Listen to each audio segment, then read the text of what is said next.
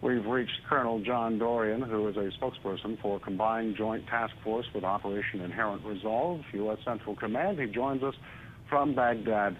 Colonel Dorrian, can you describe what you know about the situation in Mosul right now? Well, the Iraqi security forces are making very good progress in moving into West Mosul. Coalition advisors are with them, and the coalition is putting on a withering air power demonstration, taking out enemy targets and supporting the Iraqi advance. The Iraqis have been very effective in pushing this enemy back, and it's just a matter of time until they're able to take over the western part of the city just like they did the east. The western part of the city is extremely compressed. It's very dangerous fighting, but the Iraqi security forces have experience with this from the east, and we do believe they're going to be successful. We're told narrow alleyways that crisscross some of the ancient neighborhoods of western Mosul may pose a challenge to forces. Well, there's no question that the terrain within the city of Mosul is going to be a challenge. There are more than 100,000 buildings there, and those buildings have to be cleared from rooftop level through every single room, every single closet, all the way below ground, including the extensive tunnel network that the enemy has put in.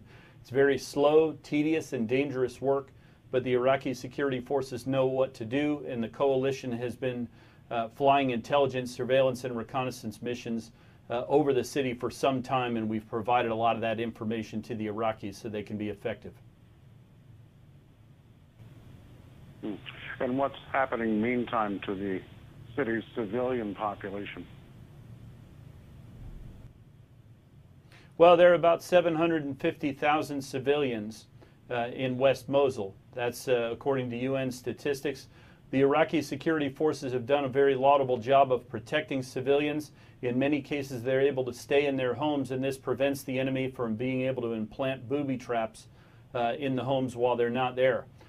In some cases, they need to move outside the city. The government of Iraq and the international community have done a good job of pre-positioning humanitarian aid supplies to take care of them whenever that's necessary.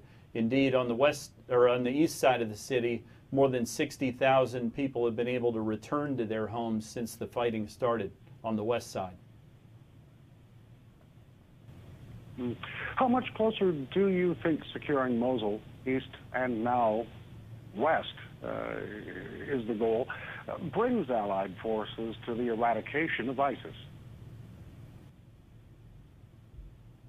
Well, it's a necessary step toward the eradication of ISIS in Iraq and Syria, but there will still be quite a substantial bit of work to be done.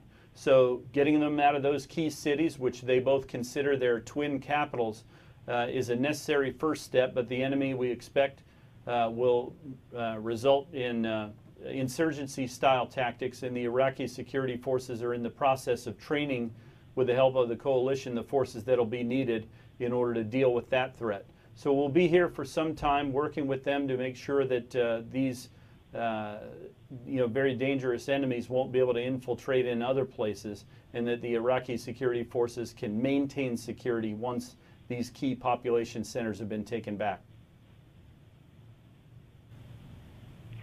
Colonel John Dorrian, spokesperson for Combined Joint Task Force with Operation Inherent Resolve, U.S. Central Command, speaking with us from Baghdad today. Colonel Dorrian, thanks very much for this update. A twin. Thank you. Good to be with you. Thank you very much, sir. You're clear. Have a good day. The Syrian city of Homs today. Attackers wearing suicide belts.